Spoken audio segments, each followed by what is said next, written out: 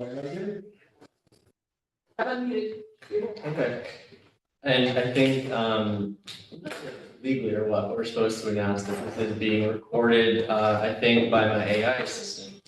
Oh, let's see how to add that. Well, so did you get an invitation or a request from it? We did, let's figure that out. Okay. Okay. But This it's, is an attempt to Yeah. basically take meeting notes without someone having to laboriously Yeah. do it. And they're getting pretty good. This one was recommended to me by someone who's used these. And so I thought we'd give it a shot. so, wait, I got an email, let me show you what I'm saying, maybe you can help me figure out how to connect it. So I got this email that says, Read AI has joined your meeting. Okay. The meeting is now going. I can try starting it here and see what it does. Sure, that's- this is saying they joined it already, though, right? No, it says joined your meeting. That might be sufficient then. Do you want me to try to? Ella's calling me. Oh. Yeah, I mean, Hey, Ella. It is. Are you? Oh, man, I just told Carol my fuck it. I'll be right down. I'm gonna let Ella in. Feel free to. Sure. See if we can figure that out. I'll be right down, Ella. Alright, everyone just hold tight.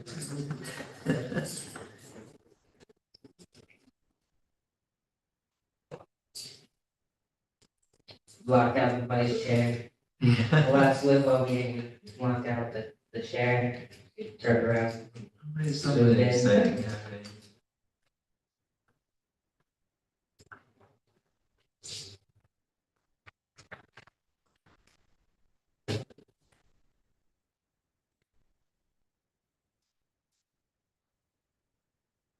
Alright, well, that seems like it.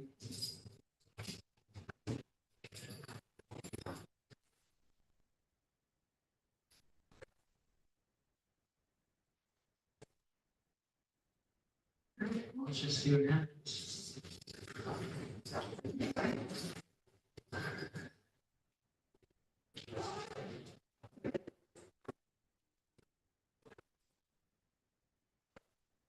Which AI are you using?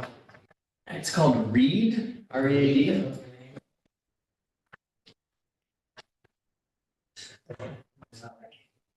Gemini or Autopilot? No, this, I really like Gemini, that's the rule.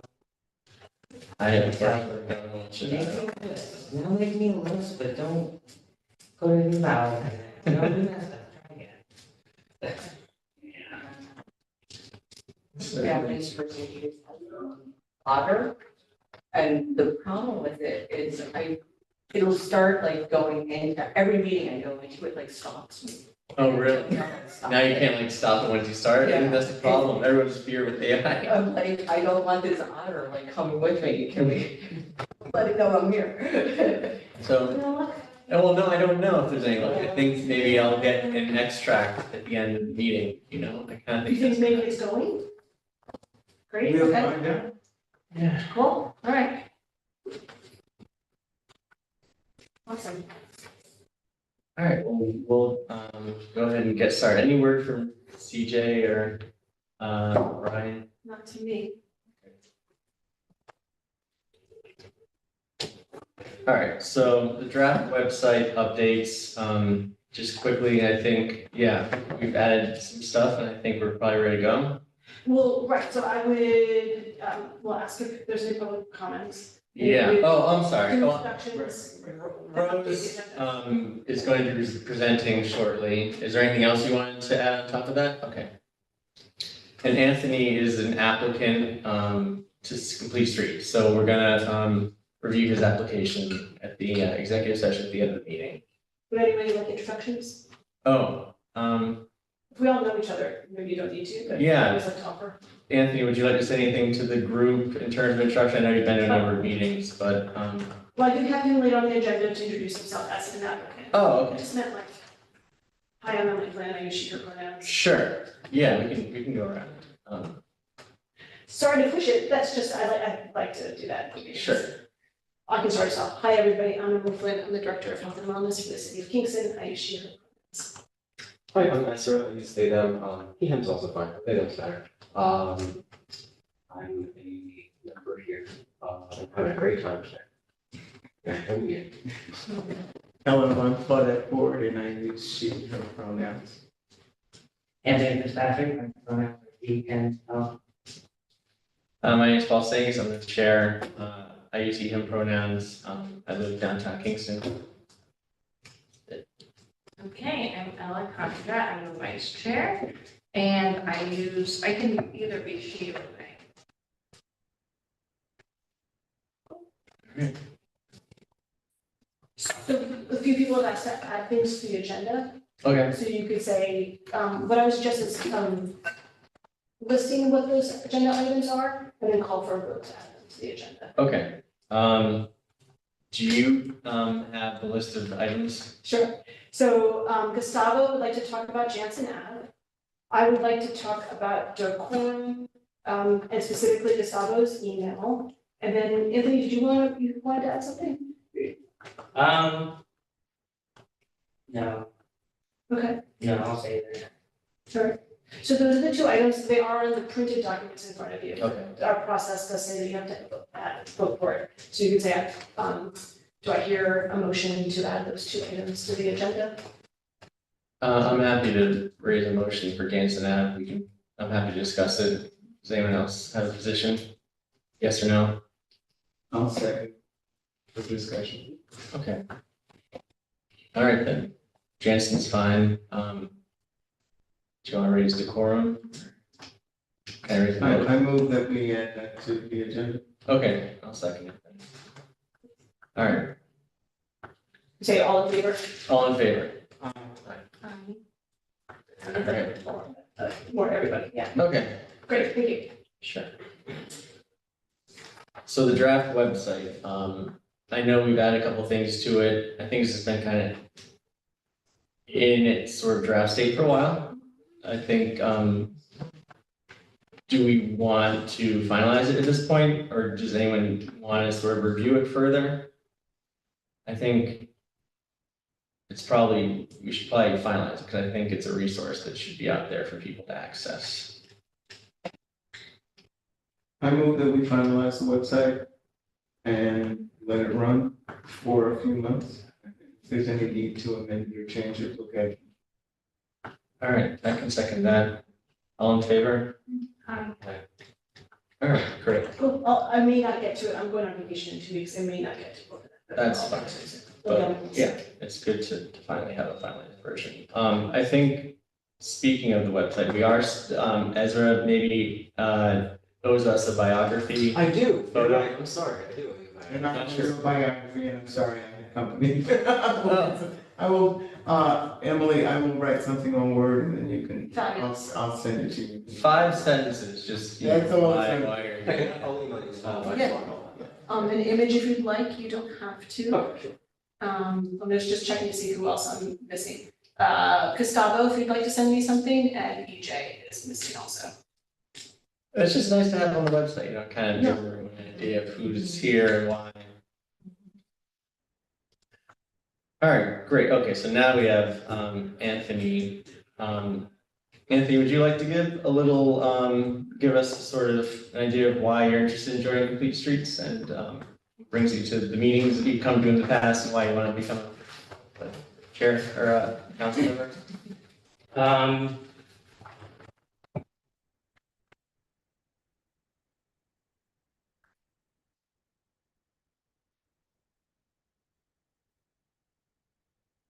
I find traffic things interesting. I-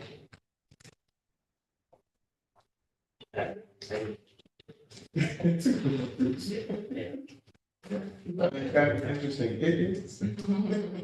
All right. Can I tell everybody we're on the Little Kingston Commission? Oh, So Anthony's on, comes to my other commission meetings. You're on Climate Smart too? And you were just newly elected to the school board. Right. I think that's all pertinent Oh, for connection with other work that's happening. Sure. So you're just clued into what's happening. I frequently walk through this city. Yeah. And so, yeah, okay. All right, terrific. Great, well, yeah, so we'll, at the end, just let you know how this works. At the end of the meeting, there'll be a closed door session just with the council members and we will vote on your application. let you know. Are we allowed to ask questions? Sure. Okay, I have a question. So there's about 40,000, there's about 40,000 people killed in traffic violence every year. I'm just wondering why you think that is. What do you think are the factors that cause that? It's a fascinating question. Yeah. I just want to ask one question. You're saying 40,000 people killed a year. You're not saying in the city of Kingston. No, because that would be more than the entire. It somehow seemed like, since this is Kingston, Oh, yeah. I just was like, well, Yeah, okay. that would be Yeah, I that would be mean, more than everybody, but it's in the United States. In the world, it's about 1 million, Yeah. over 1 million. 1,500,000. Million point five? So Yeah, it's been going what up. do I think? Yeah, what do you think the factors are that are responsible for that, or the There factors? certainly numerous factors. I think the most is probably driver error. But I'm sure a lot of it could be contributed to like the infrastructure itself, you know, people walking, people not having the space to walk. I mean, I don't know, definitely different places around the country have higher rate of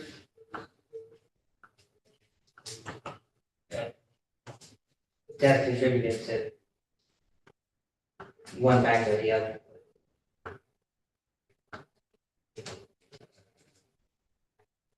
Thank you.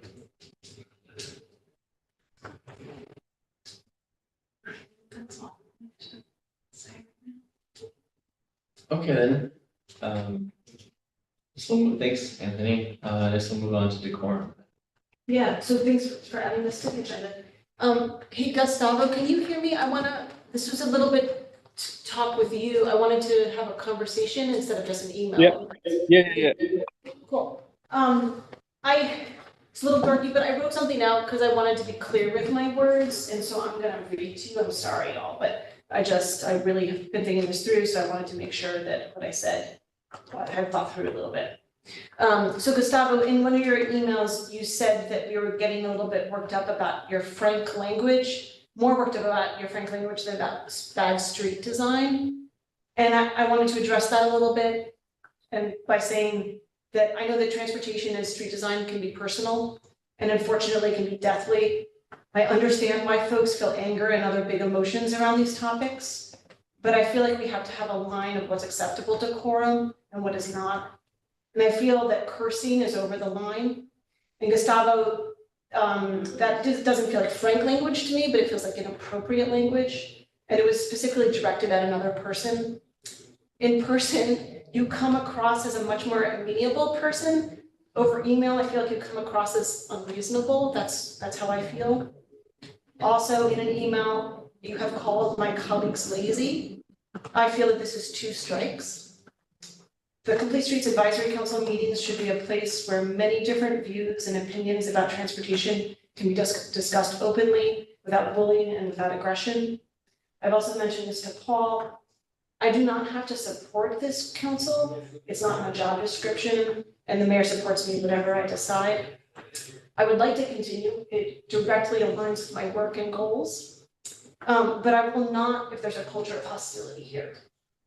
I believe that it doesn't advance the work, and I think there's no reason that we can't discuss these topics civilly, with respect, in person and over email. I will decide when and if I pull away. And I may ask the council that if there's another inappropriate communication, that you consider amending the rules of procedure to clarify the line of decorum, and what happens when it is crossed. If Gustavo sends another email that I feel is over the line, I will likely recommend to the mayor to not reinstate him in 2025. You as a council could recommend to still recommend him to the mayor, and I don't know how the mayor will respond to that, but that's sort of an action that I can take. I can make a recommendation. And then my final thing is, I just wanted to say it in person, so there could be a discussion. I wanted to, so that, you know, it wasn't just an email where we had misunderstandings, and, I also wanted to give you an opportunity to respond if you'd like. But I wanted to say it in front of everybody, so that you sort of all know where I stand and what my response to continued communications might be. I would just like to sort of be clear about that. I've said my piece. Does anyone have anything they'd like to say? Yeah, sorry that work has been crazy today and I couldn't be there in person. I'm happy to continue the conversation with you. If you want, I agree that I kind of feel like I need a minute to get my thoughts together. I want to start by saying that I wish I had heard any feedback before. It sounded I received a direct email from John saying that he, when he was a chair, received some feedback. None of that made it to me, so it's a little bit not fair that people who are feeling like that, and I had no idea. Maybe it's a cultural thing. I'm not from the US. I have different views. Addressing specifically about like the lazy part. Maybe there's a better way to put an adjective to what I think is lazy. But yeah, I think like when I see some projects that something really easy could have been done, then it wasn't done. It feels like an afterthought. It feels like something, not that much work was needed to be done. But anyways, I think to the bigger issue is in my response to Bob, and I wish I had used different words. I was really worked out because I just saw recently what the city has done and how it was being promoted. We had email conversations with members of the CSAC, and we all said that it was a terrible idea. And coming from an ex-engineer who has advocated about education, about safety, about us not doing any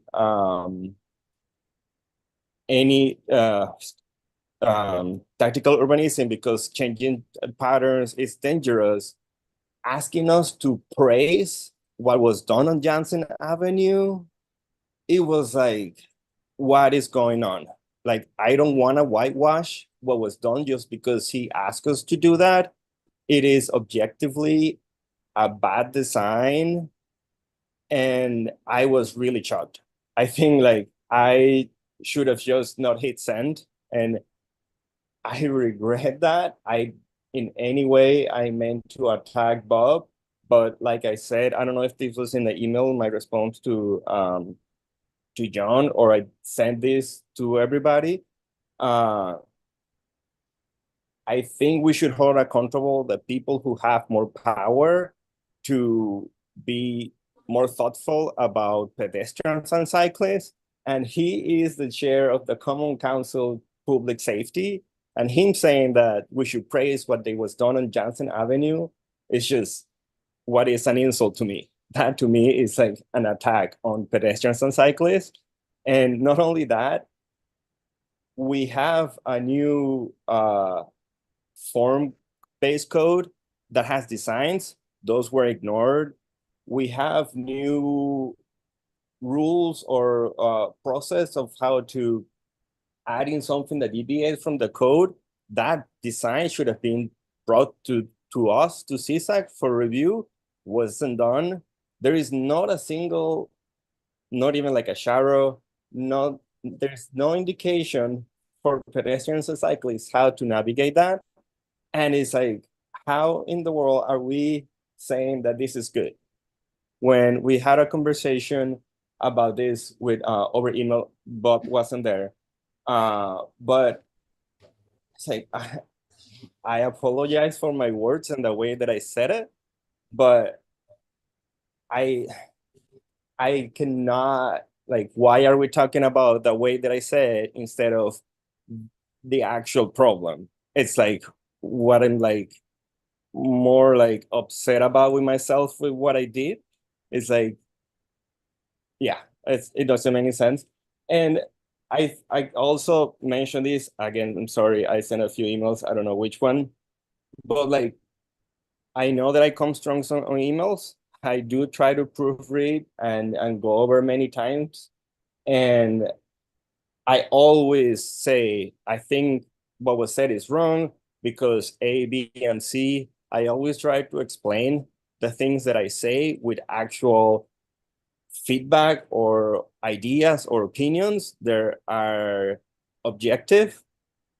And so I don't think anything that I've done is a personal attack. And if somebody, I mean, thank you for this feedback. But again, it's like the first time that I've heard any feedback about this. So it's like, I told John, there's like, it's too late, right? Like all this time that I've been sending emails and nobody said anything about my tone. It's like, I had no idea.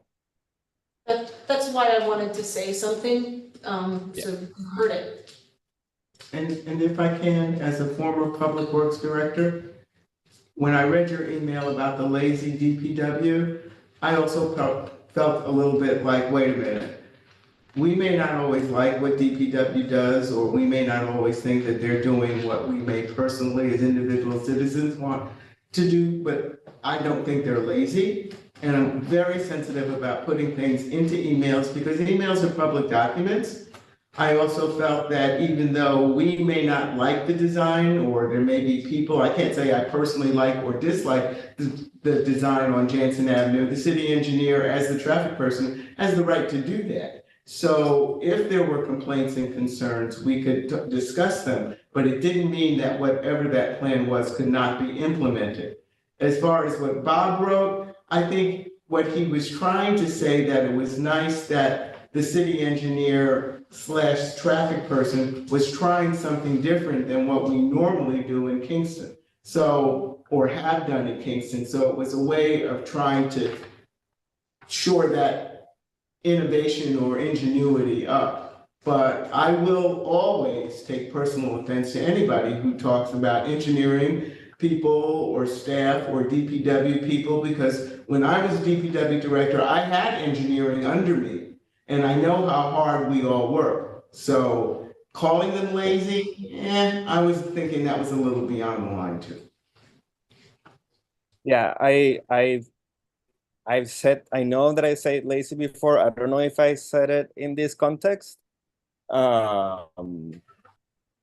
But yeah, I'll keep in consideration. And yeah, it's not fair. I know that they do a lot of work. And yeah, I will take that feedback. And even with like, I mean, even though it's weird because like I even that comment about the innovation that they're doing, like even that is wrong because we have a form-based code that it's binding, it's legal. And like they don't even need to go out and invent a new thing, right? Like we know what we should be doing. It's just I don't know. I don't know why, you know. Okay, so yeah, we can talk about that. I think Ella has something. Yeah, right. I just wanted to say, yeah, I definitely think we should all strive to be respectful and probably not send emails right away if we're worked up.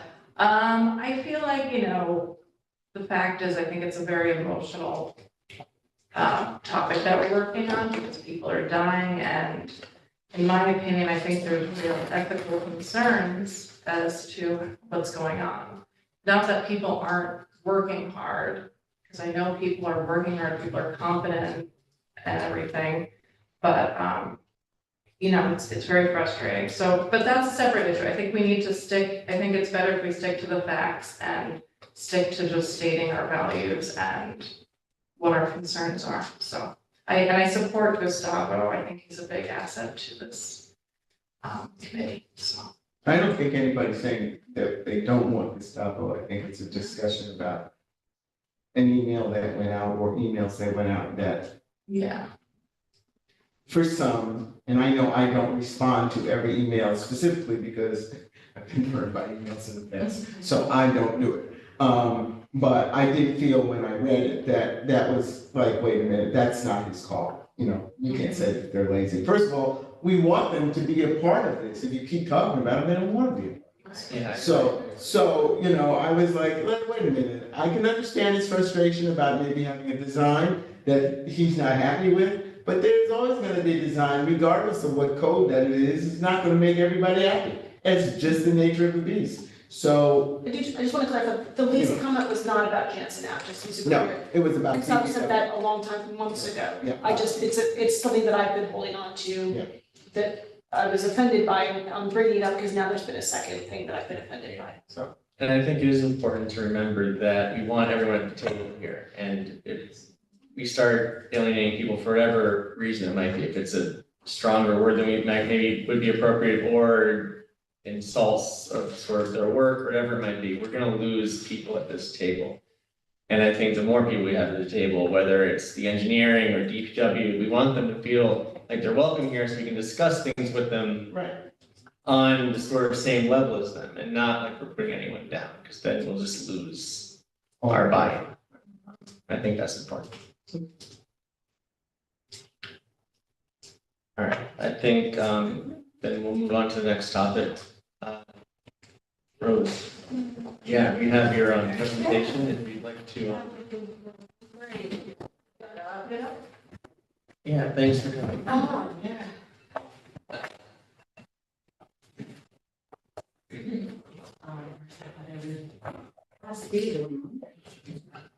She did it to me when I was in Washington.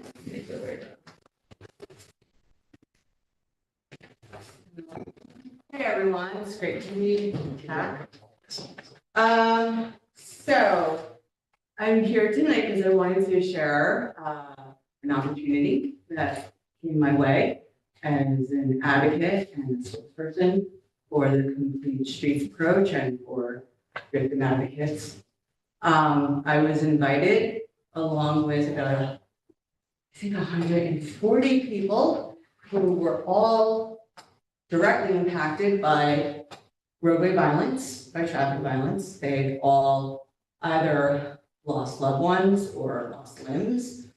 And that gentleman up there, that is the Secretary of Transportation for the United States, that's Pete Buttigieg, and he invited us. And the National Safety Council paid for us to go. So it was an absolutely amazing opportunity. That is a bunch of us over there in front of the Capitol building. Those are all people who've been affected. And I can't really see it from here, but I'm pretty excited here. Oh, that is the representative from Massachusetts. I forgot his name. Brilliant. He was great. Talking about some of the legislation that he's bringing on board. So an amazing opportunity. So we can go to the next slide. Okay. So why?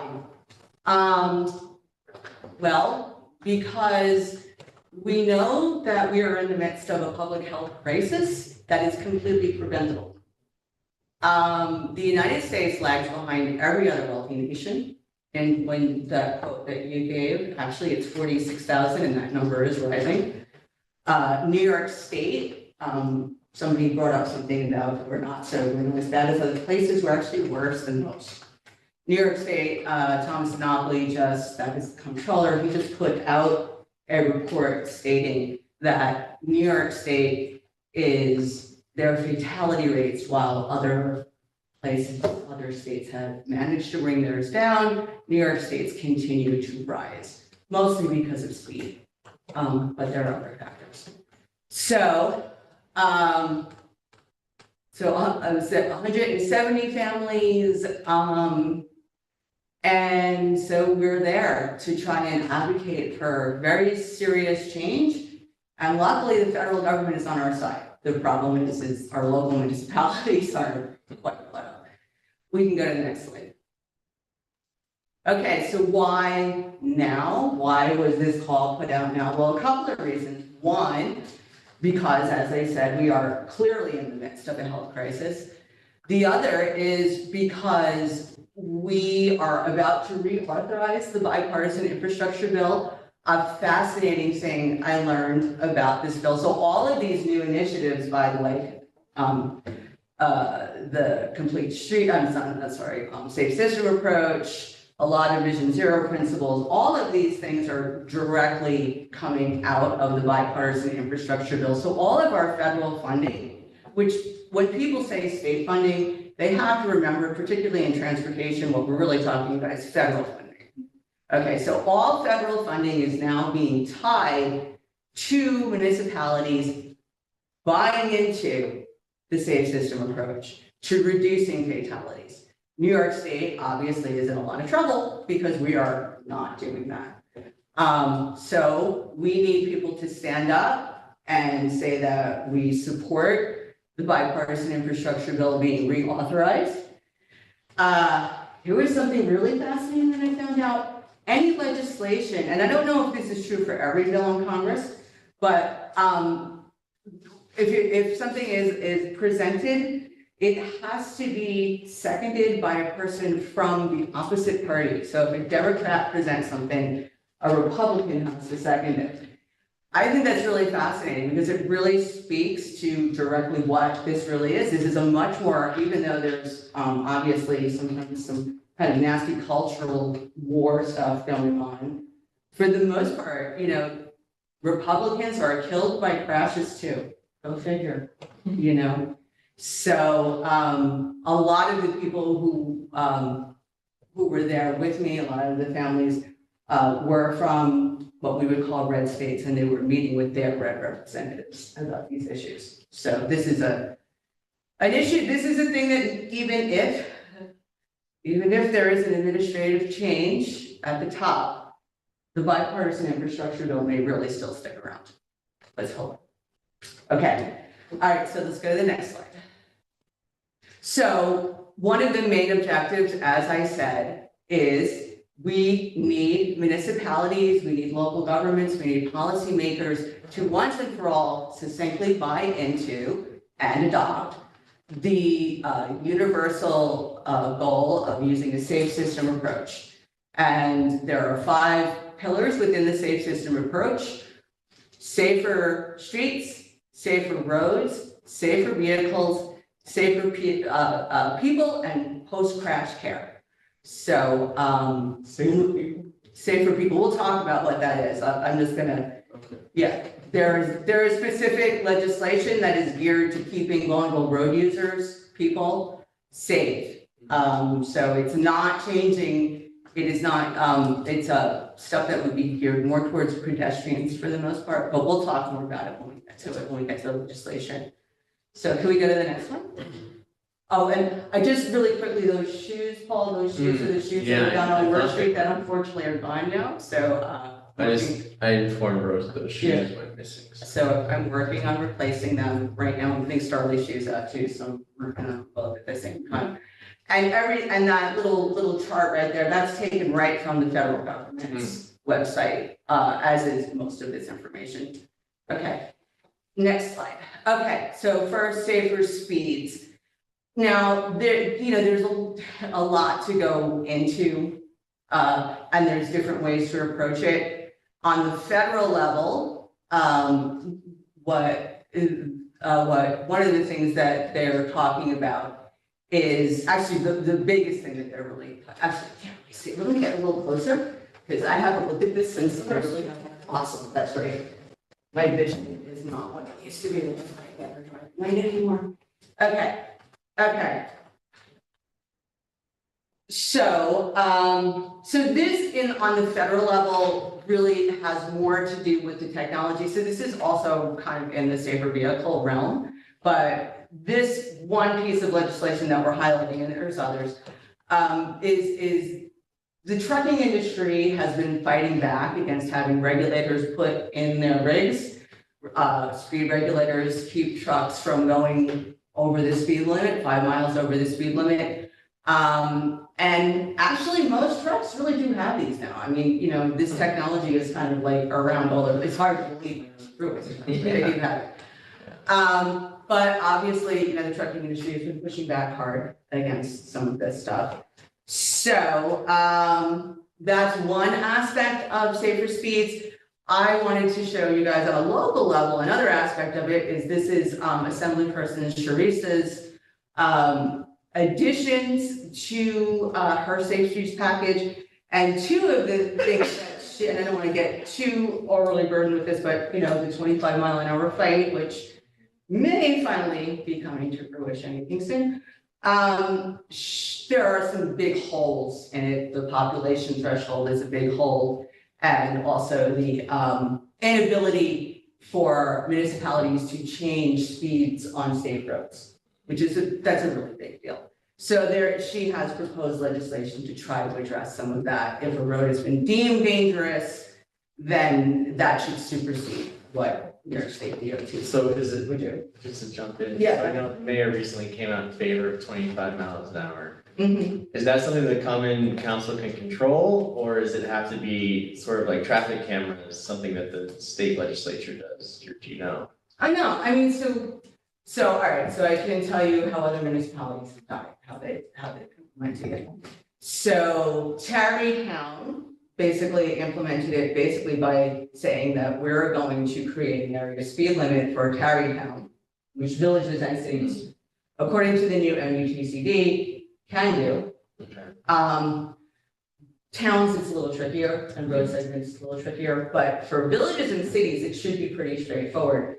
There's a couple of different roads to implementation, and hopefully next week I'll be able to, with the New York State Coalition, we really worked out a couple of really amazing strategies to use that are not expensive. They won't require like ridiculous speed studies, which was, I know, the big holdup for a little while, was the belief that that was true when it wasn't. So Tarrytown just basically changed their signs and wrote a letter to DOT and had an engineer sign it and said, this is an urban area. When we talk about urban streets, remember, we're not talking about just New York City streets. We're talking about the context of the roadway. So an urban street is a street that has basically a lot of people on it, a lot of people walking, a lot of people using it in different modalities, right? So that would be considered an urban street. So if you have a lot of urban streets, like most cities and villages do, you can just write this note and have an engineer sign it and say, look, these are our streets and this is what they are.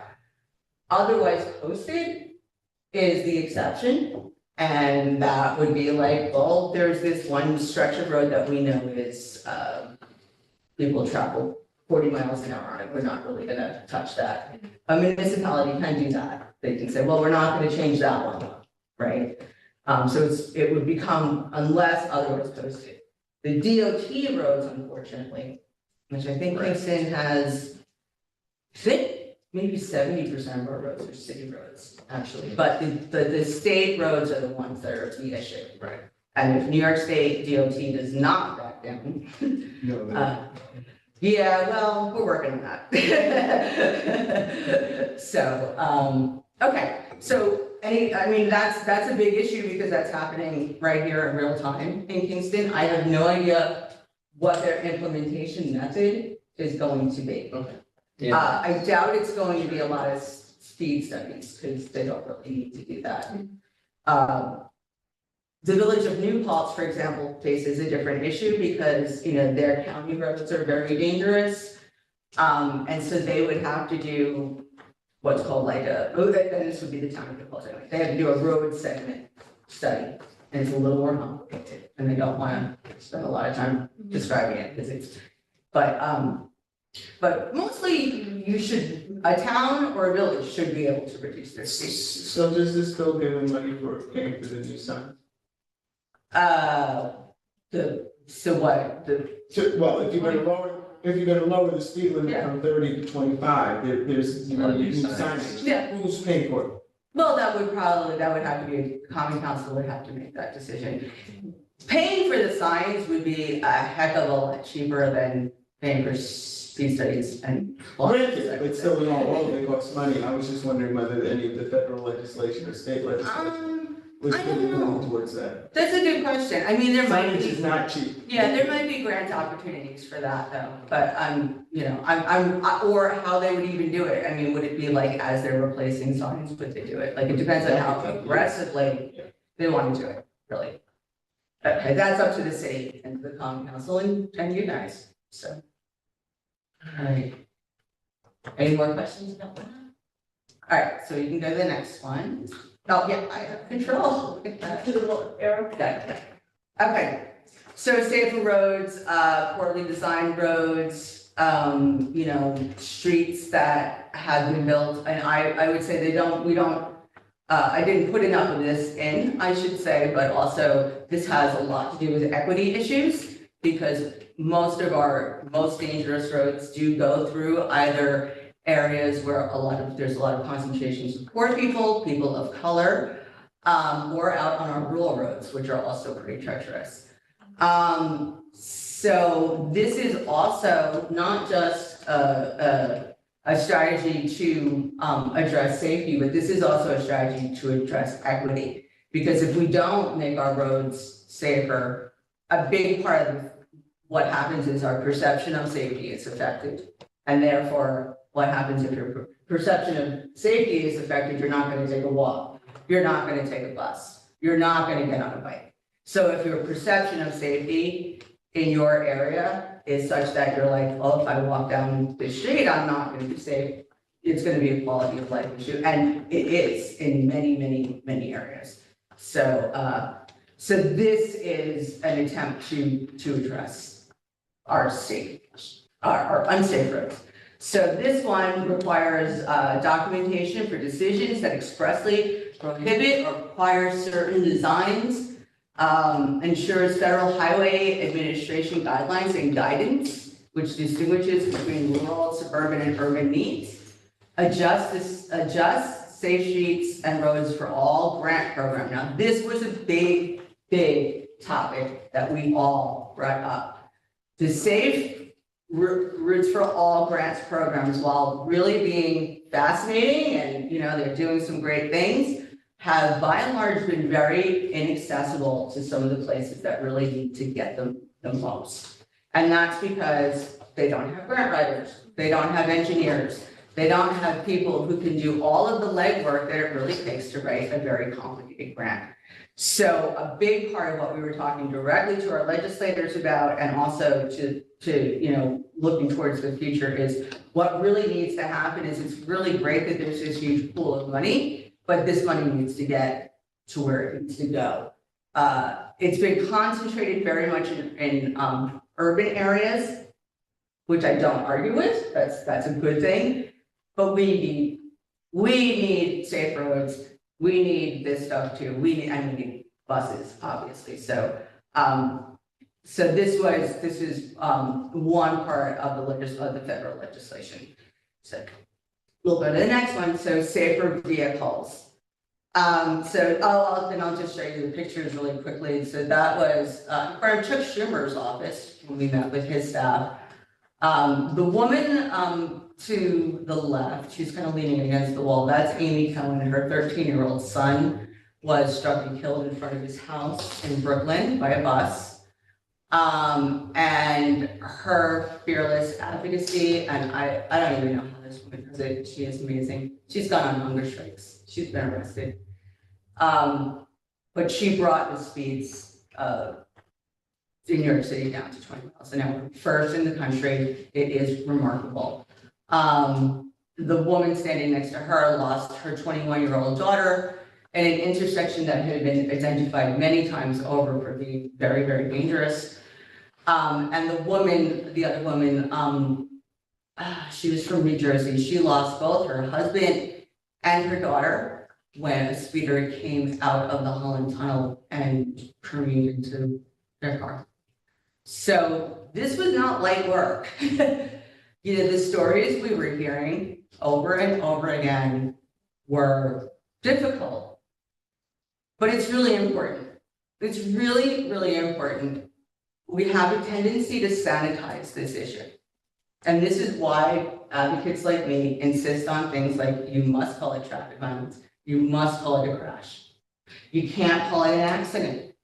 Okay, not when we know that there's things that we can do to fix it, and not when it's so predictable. Things that are that predictable are not accidents. Okay, so safer people, so to your question, Claire. So, road users, including those most vulnerable, pedestrians, bicyclists, roadway workers, the disabled, and they all deserve safety, and they all deserve the ability, the right to get to their destination. Roadway workers, so let's talk about that for a second, because a lot of times Totally happened. it's happening all over, like here, so over on Ruby Road, there was just an incident out by 28. And I can tell you, unfortunately now, crazy as this may be, I've been the first on the scene for 2 crashes now. And one crash, did not involve a lot of drivers trying to get around, but one did. And the people, many of them were absolutely atrocious. There were literally 2 human beings laying on the ground that I was trying to attend to. There was a car that had an airbag that had gone off, so clearly the car was disabled. And I had truck drivers yelling at me, move the car. What to do about that? No, that takes culture, that takes people not being so horribly stressed out. But what we can do about it is we can make sure, like with the move over law, which is a perfect example and a huge success, by the way. So the move over law says that when you're approaching at least in New York State, when you're approaching a vehicle that has their lights on, you must, if safe, get over. Even if you're traveling, down a road, you have to, where there isn't necessarily a lane to go into, you have to slow down quite substantially, right? Like this is the part, like a lot of people think, well, I couldn't move over, so it's like, no. If you can't move over, you gotta slow down. Like that's how that works. So that's a legislative fix to a very serious problem. Police officers are killed in car crashes and by strikes by cars more than anything else that they're doing. Hands down. It is a tragedy and it needs to be prevented, and it can be prevented. So that's one aspect of safer people, right? We can pass laws that make sure that people who do have to work on our roadways are safer by holding drivers accountable. So the bottom part, though, the bipartisan legislation would allow a 5% set aside for highway safety improvement program projects, which focus on reducing the numbers of fatalities and high-risk pedestrian crossings. These are the big meat things that we really need to have happen. Okay, we need the numbers in our budgets that say 5% is going to this, period. No more general pools of money and then DOT gets to say, well, we did it. Trust us, we did it. That really needs to end. I'm sorry, I'm losing the 5%. The 5% needs to do what now? So this particular one would be a 5% dedicated portion of the federal government, and there would have to be parity in the state DOTs that would allocate money in our highway, basically the money that's going to repaving for the most part, that actually 5% of it goes to vulnerable road user safety projects. And that would, sidewalks, intersections, in rural areas, better shoulders. For drivers, that would be rumble strips down the center of the lane everywhere. So this is drivers also. Let's not forget that we lost Dylan and Jack, who were high school students. They were in cars. I consider them vulnerable road users too. That was an intersection that people had complained about right from the get-go, that this was a serious problem. And those kids were sitting ducks, I would say. So that intersection, what could they have done? Well, I think everybody is saying they could have put a turn lane in there because the truck had no space to go. A lot of this stuff is not that complicated, and this is literally what the community was saying to do. So now there would be 5% in the overall budget that would have to be allocated to these kinds of projects, instead of DOT just deciding, oh, we're gonna use this much for safety this year. Okay. Post-crash care. Now, this is one that is, so on the federal level, what the main ask that we were asking for was, this was mostly for rural communities, this was trying to make sure that our emergency response systems work faster, because we do know that the faster an emergency vehicle can get to the scene, the more the person has a chance of surviving or not sustaining a serious injury. So that's one aspect of post-crash care. Another fascinating aspect of post-crash care is something that Hoboken is doing. I know we put Hoboken a lot, but man, they're doing a lot right. So Hoboken has created a department within their city that has 2 staff social workers, that has an automatic engineering response team. So their engineer, and they only have one, has to go and meet with the family. They have to go and meet with the people who have been affected by this. They don't have to take their suggestions, but they have to meet with them. They have to hear it.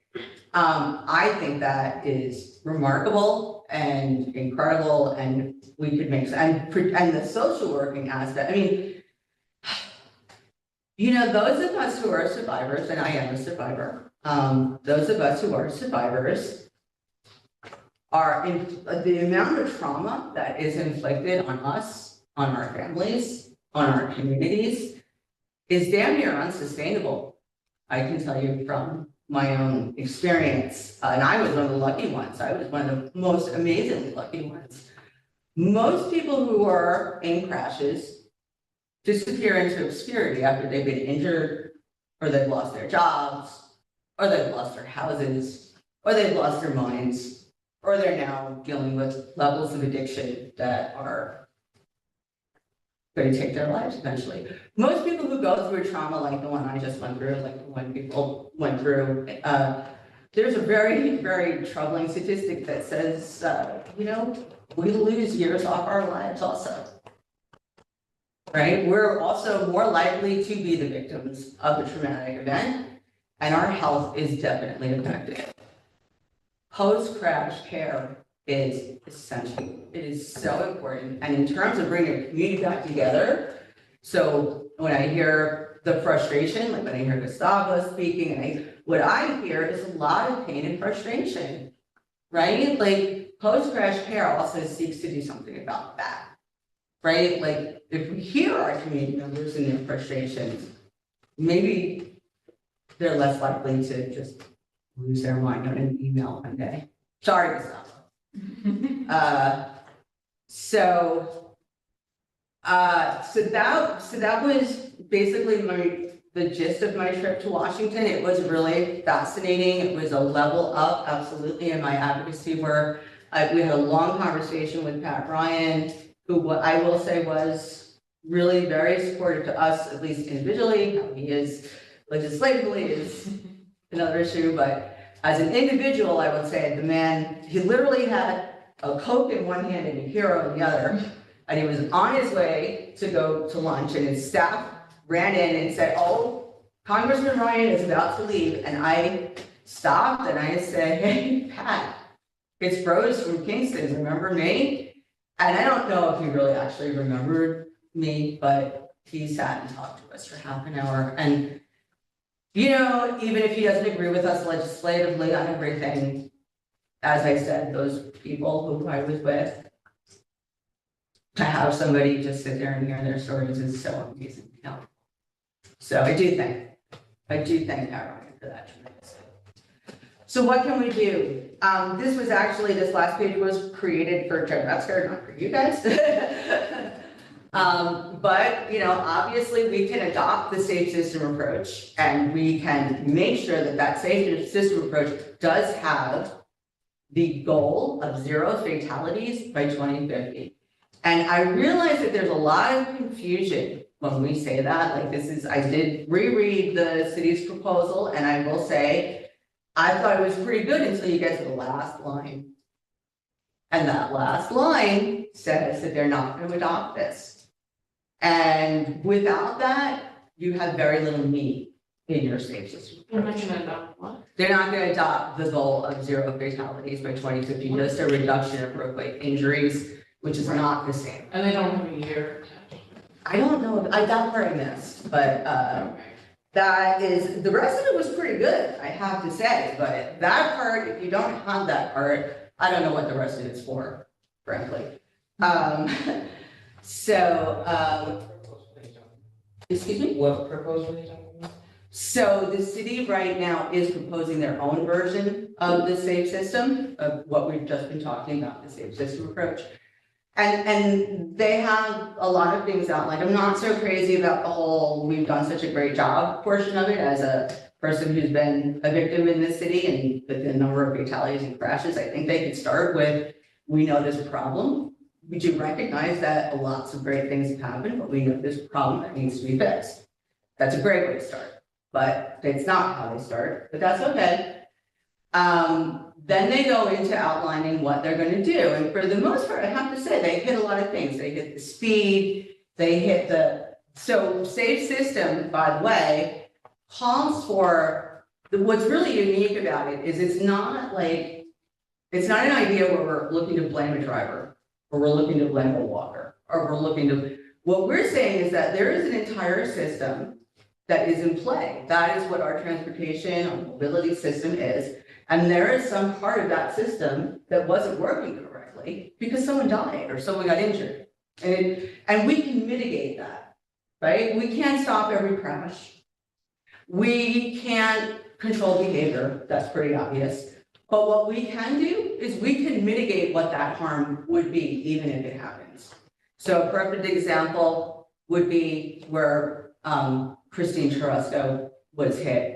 Right, over by the YMCA, when you stand on that corner, and I'm not even gonna go in because there's a lot of controversy about the intersection. I'm not even gonna talk about the Broadway intersection. I'm gonna talk about exactly where Christine was hit.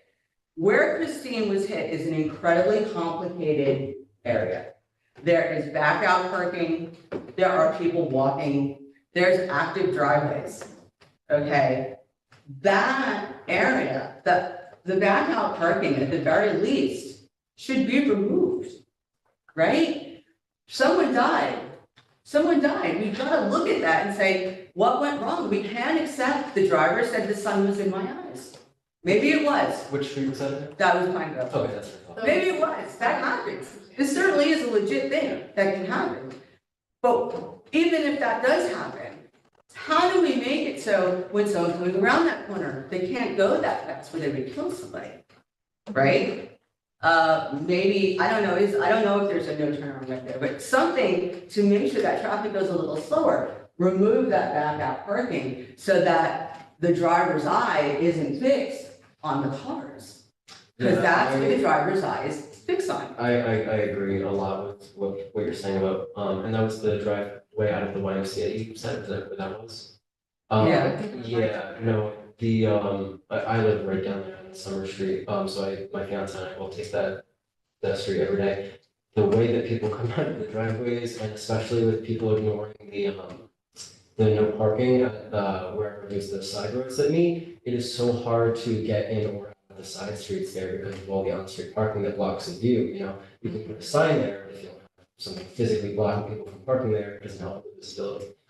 So, yeah, no, for sure. That's one example, right? That's an example of like how could we, maybe tactical urbanism is something like, but how can we correct this situation so that even if this does happen again, it doesn't result in someone dying? Okay, and I probably have to wrap this up. I probably have taken way too long, right? But there are we've done 25 miles an hour. We've done a great job with that here. So hopefully that's going to go forward. Provide detailed crash reports. That's something that really, like, that's on the traffic safety board, I'm really trying to push that. We can deduct all the names, but we really should be looking at all of those crash reports, such as they are, the one written for John, who's Green Lane. And here's what I really want to talk about, because there is legislation backing this up right now, the Get Around New York Act. This is something I'm going to be focusing on very closely. So this is a 20% reduction in the overall miles traveled by cars. Again, when we're talking about this stuff, like, why is that so important? Well, it's really important because what it does is it forces municipalities and budget makers to say, all right, well, if this is the new goal, we've got to move the money around to get there. So we've got to move the money to the buses. We've got to create the environments for people to ride bikes and their e-bikes and scooters. Everyone in Washington, by the way, on a scooter, everyone. So I'll wrap that up now, because I think I've said enough, and I know you guys have other They things. may be on a scooter and lived in the DC area for quite a while, but they also have a lot of support transportation. And I will say, once some of this, and I support it in many ways, some of this gets to me to a very, to use maybe your word, an unequitable system of that. I don't know if you're gonna get there by 2050. It's all wonderful, but I guess now that I'm really on the other end of the not driving, I listen to this and I just really feel like it's nice to say all that, but you can't get any place, you can't get a job, you can't go anywhere. And it's almost very dismaying to hear. Well, that's why Because big I'm not hearing the focus that I really think needs to be addressed. what needs to be What addressed. needs to be addressed? Just the whole equity of, people can't afford e-bikes, people can't afford bikes, people can't afford to live in places where the transportation is necessarily what you want it to be. People have jobs that, you can't get a job, they're not making enough money to afford. I mean, there's just so many other things that go into it that make it just seem, Well, I feel like cars are way more expensive than bikes. well, let's put it like this. You wanna be riding a bike in the snow and the wind and whatever? No, you wanna be in a car. The job that you get is 25 miles out of Kingston. Is there a bus that's gonna get you there? No. Well, we're not. Well, that's we're why not we're- talking- I'm just saying, all I'm saying is, I understand this is a global level. I understand we're talking about the entire United States.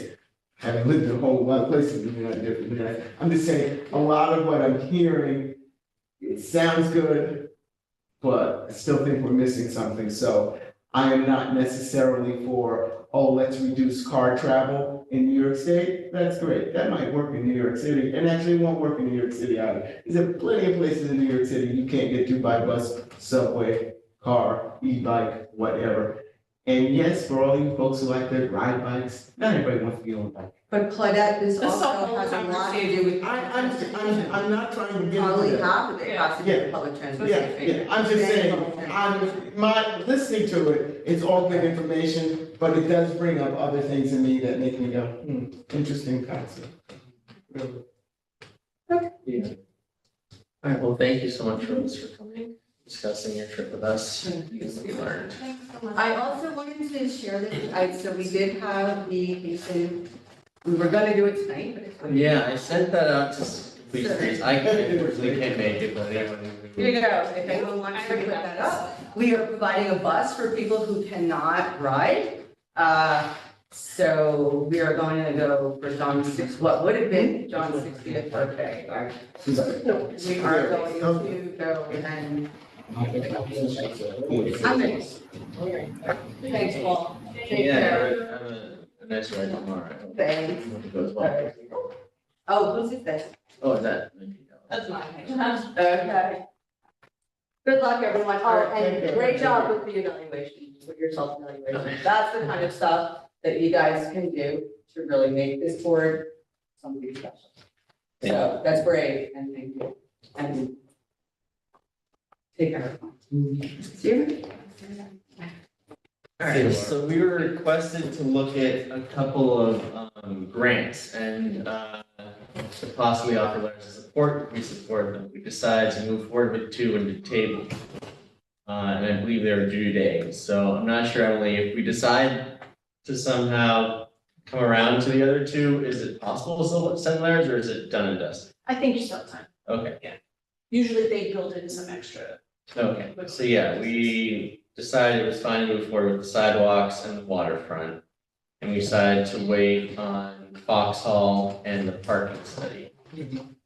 I know Gustavo had expressed, his opinion that we shouldn't support the parking study, and I think Ella was sort of, questioned that we hadn't seen the final plans for Foxhall. So, yeah, both And I make think sense for me, it's been so long since anyone's seen anything. Yeah, there Yeah, was, it's in like a year. yeah, Yeah. yeah, there was a citizens group that was put together for Foxhall, that whole section. And my knowledge, they have not been, because I was representative from CSAC, and I know somebody else who was on it from a different point of view, but they've never met. So when I saw some of the stuff that was coming through, I was just wondering, has the task force, ad hoc group, have they been called together to, voice their opinion on this? Because for a while, we were meeting a lot when there was Greg. Right, was part of. Oh, no, wow. That's okay. When Greg was here, we were meeting, and there's been no meeting since then, so I was just wondering whether or not, when they finally decide to present whatever the final plan is, are they gonna call the task force together or not? Because there are a few people who've been asking what happened to it. Yeah, unfortunately, I don't have any information on that. Yeah. Can we request from the engineer possibly the updated plan and see where they stand? Yeah, I just think we just need to get back to the task force, because Yeah, they're kind of, and there were a number of people on it, but they're kind of in limbo, they don't know what's happening. that's interesting. And I also, there was, I can't remember exactly what it was, but I edited the letter a little bit. I think I said something about prioritizing pedestrians and bicyclists, something like that, to kind of add that Yeah, in there.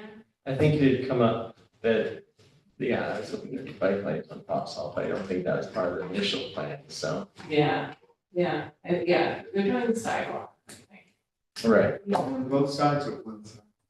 both sides. Both Oh, both Currently sides. has both sides, right? Really? It's like, No? Well, and at some point, yeah. yeah, I was just gonna say. But not by the, the train tracks, right? not by the, Sidewalks. on the side, but the, what's the word? Place where you bury people. There's not sidewalks by the cemetery? There's not sidewalks. Yeah, it kind of just turns into like There's not a really dirt room. bank and then it. Wait, are you talking about currently or in the plan for Foxhall? Currently. Oh, currently, I don't know there's about not sidewalks, that is. Oh, currently, I just See how wondered. there would be. No, in the plan, there's absolutely sidewalks. Yeah, okay, I was gonna Yeah, yeah, say, that's not changing anything. I- There's no- I've seen it, and I don't remember, I would have Okay. noticed if there was not All right, sidewalks. okay. Okay, yeah, so. So yeah, my thinking, Gustavo had expressed his, he told us what he thought about the parking plan, and how he didn't want there to be more parking, but I looked at this as more just assessing the current situation of parking. That's my understanding. Yeah, so I don't think, we don't know what they're gonna say once they look at the city's parking situation, they might say there needs to be less parking. So, yeah, I actually think that knowing how much parking there is in the community could be a basis of a really good argument to say we don't need any more. I think people think that there's a lot less than there actually yeah, and is. on top of what's in the zoning, which basically says you don't need to have requirements for a lot of new buildings, and so I just wanted to state that I thought that it could be okay, because this is just for the studies, not funding more parking spaces, so I don't know if that's swaying anyone or. And there's no mandate that if you have a driveway that you must park in your driveway, is it? There's, not that I know of. Not that, currently. because that's sometimes why people perceive that there's not a lot of parking. Oh. People don't use their driveway. I've not heard that for the city, because it could be there, I'm not aware of it, I've never heard that. And families now have 5 cars, still put their park. Gustavo, are you there? Yep. I think what I meant is like you in the document it says like, oh, one of the recommendations could be add more parking, right? Like, maybe I'm being like too cynical, but like what I've seen is that a lot of the studies, if there is something that could be given to drivers, it will be given. So I feel like, and what I've seen also, like, all the consultants, like historically, that's their normal solution. Like, add one more lane, add more parking, that will solve all the problems, right? Like, having that phrase there, it raised me caution. Also, to what you were saying, Paul, about the form-based code, I know for a fact that sorry, I always forget this name. The people who approved the plan in the city, the Planning commission or Uh, zoning? yeah, the zoning commission, they haven't been following the new based code, even though it's approved, and they've been giving exemptions, even though that's there. So it's like, I just said that as a caution. I personally, like, I feel like I may, yeah, like, the cynical part of me is like, that's what's gonna happen. But I don't know what else to say. Like, if you all, like, I don't think it needs to be unanimous. Like, if y'all wants to approve it, Well, I just I'm think, fine with it's that. important to remember that this, we're far away from this study turning into anything. I mean, there's no Yeah, yeah, guarantee. I know it's easy to be cynical, but there's no guarantee that they're gonna take it and that anything's gonna come of it, honestly. I Yeah. mean, with funding and whatever, so far down the road. I want to clarify, the description of what the plan is does not say that it will recommend more parking. Because I feel like I heard you just say that, I really have to push back on this. It does not have any preconceived ideas of what the plan will recommend. All right, yeah. So yeah. Maybe I misread it. So if I misread it, then, like, I'm all for it. But yeah. Feel free, I tried to put language in the possible letter to express our feelings on parking. And feel free to add, some comments or make some changes in the draft, if you want to take a look. Yep, And I will. I did make a comment adding, I did add a sentence there too, Okay. to an edit for the draft. Yeah, actually, I don't see the adding part, yeah. Kind of how they could, isn't it? You'd have to like raise the building. I mean, really, I'm like, if anything, it's to try to maintain what they have, but I can't see them adding another, I don't know where they put it. Right, and if anything, I thought just, the assessment of it, and there's something like, not exactly integration, but just sort of like managing it better. Like, I mean, the Exactly. parking that exists Yeah. can be utilized in better ways. Better I think ways that's than it is, something right. that Yeah. Right. benefits. Here's an example that we could when the time comes for the public to give feedback on the plan, you can make a recommendation that parking lots are used for multiple things. So for example, schools, like the GW parking lot is open and can be used not just for school, after school hours, you can park there and use the playground, right? So we can ask other parking lots that are private to be used in a shared way. I think that's a great way to cut down on the need for parking. Sure. I think especially in Right. Midtown, that has a pretty big effect. There's a lot of like almost completely unused parking Yes. lots in Midtown. And so like you want official parking agreements that say that after a certain hours, these become public parking lots. Those are Right. agreements made with the Yeah. individual owner and the Yes. city, Yes, because the individual owner will be concerned about liability, but if you can have those agreements, then I'm sure they'd be okay, yes. have the city take on that liability. Well, if I have a private parking lot, I'm not gonna want somebody to be there unless, I'm assured. All right, great, so I'll revisit those drafts tonight and we'll hold off on the Jansen app. And then we can finalize over email the other three. You mean Flatbush? Yes, sorry, Flatbush, yeah. Fine. Getting ahead of myself. Did you want to do a vote over email to approve them? I recommend if, in Lidwell Kingston, what we probably do is we would do a vote that say whatever Paul decides we're okay with, but that's up to you all to decide if you want to. What? Or you could you could send out, here are my final drafts. Yeah, I think Do I'd like hear to a do that, motion just to- because, especially the sidewalk one, I just wanna make sure everyone's okay with it. Okay. Okay, But I think it would be good practice to do a vote so that you sort of have agreement on it. okay, So yeah, you're sort of speaking as one, as a common council. sure. All right, so now Jansen Ave. and obviously this has been a contentious issue. I think, I'm not sure what we can sort of accomplish just with us talking. I would like to have John here so he can explain just the thinking behind it, how they came to this design, why it was chosen. Because obviously on the face of it, it's kind of a bit baffling, I think. I think that's come up in our discussions of it over email. Is there anything else anyone would like to add? Well, yeah, so, I mean, I have trouble like understanding how laws work sometimes, but I know in the code, there's that flow chart that says, you know, depending on if they wanna change an existing, I think I emailed you. Right, guys this is a recently. there's a big item of discussion, the Yeah. whole where's complete streets comes into it. Yeah, It's so for we're- zoning specific. Yeah, Yeah. So, yeah, so I guess my question is, would that have been something that they should have come to us for? Do we think it's a deviation from what the code says? well, If it's a deviation from what the zoning code spells out can be used on that streetscape, then yes, you should have come to complete streets. If it's an allowed use in that zoning code, you did not need to come. to see, I I found think it was a some, deviation. I found Yeah. something that looked like that. Okay, In one of the, you know, like going by, I think it's a C4 and going to the different designs. There is something that allows for like a basically one lane of street, I mean, it's, you know, it's there. the Warden? Yeah, But I think that's different because because number one, there are advisory bike lanes, so I think if it was a Warden, it would actually be like it would be actually, like it would have to be built up in some way, or tactical urbanism.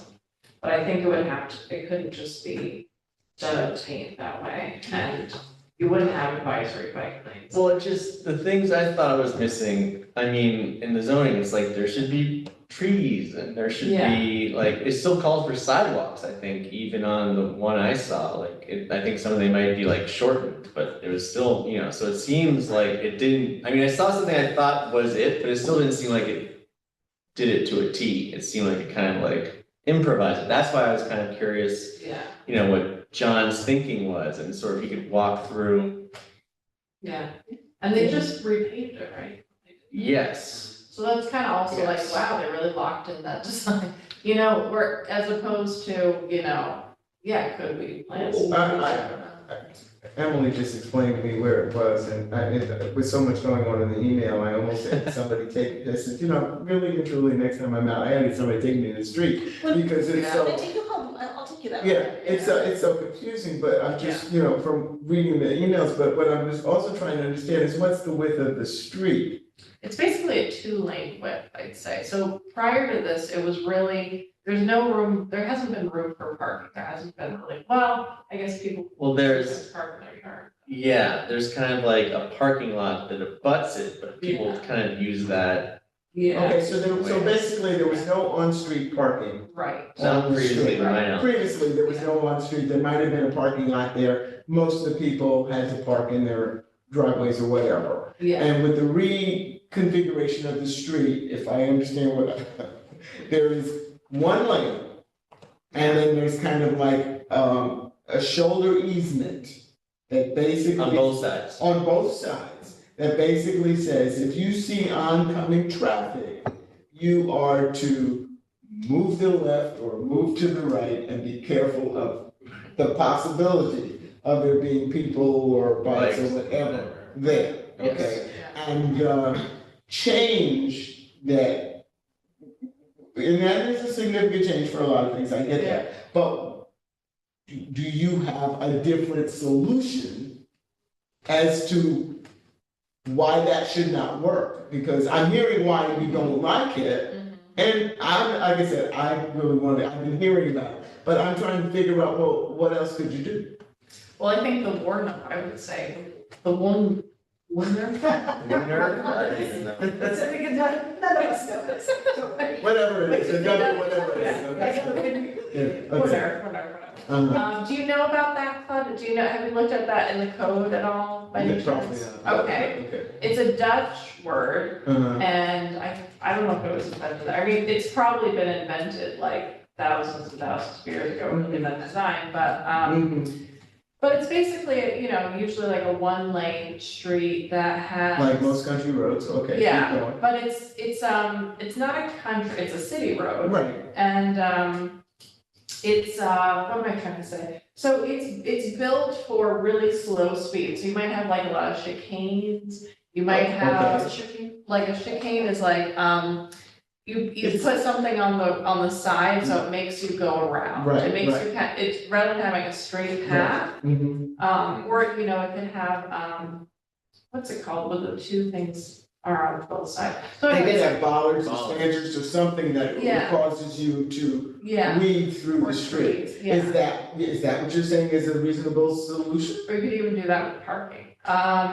Yeah, so I would say that's what I would prefer. I Okay. would like something that makes it so, because especially because it's on the green line and you want people to be feeling comfortable biking there. It's also- But so there's- now, okay, and I'm gonna play devil's advocate on Yeah. this, yes, I am the public works person. How the heck are you gonna plow if you put Yeah, stuff this here and that there? yeah, There is no one plan yeah, that works 100% right. all the time. Well, I would just say, I mean, it's being done, I'm sure it's being done in places. I'm not saying it isn't, I'm just saying, We have to figure that out. you have, to me, if we're going to say as a group, we don't like it, but we have not told them what the alternate solution is and how it might work. Right, What you'd like to see done. Yes, so you can't, to So- me, you wanna complain, that's great, but you gotta tell me, if I'm DPW or the engineer, you gotta tell me where I made the mistake and how there could be an alternative solution. well, hopefully we would have an engineer who knows how to do that too. No, because the engineer came up with a plan, like I said, I'm playing devil's advocate here. The engineer came up with a plan with the engineer feels is totally useful, probably with, in terms of thinking about snow plowing and snow removal or whatever, and the length of the street, that this is not critical. So if you have a critical dissension, or you have a real reason that you really feel, wait a minute, you did not give this the alternative, you gotta show them what the alternative is or tell them. Right. You can't assume that they're thinking the way you think all the time, you just can't. Yeah, I Yeah, Gustavo has a comment. Gustavo, go ahead. Yeah, a few things. Like one, I think I will start by like trying to lower the speed limit, or not the speed limit, like the design of the street. Right now, if there is like one car driving, it's a very wide lane, so it'll be they could go very fast.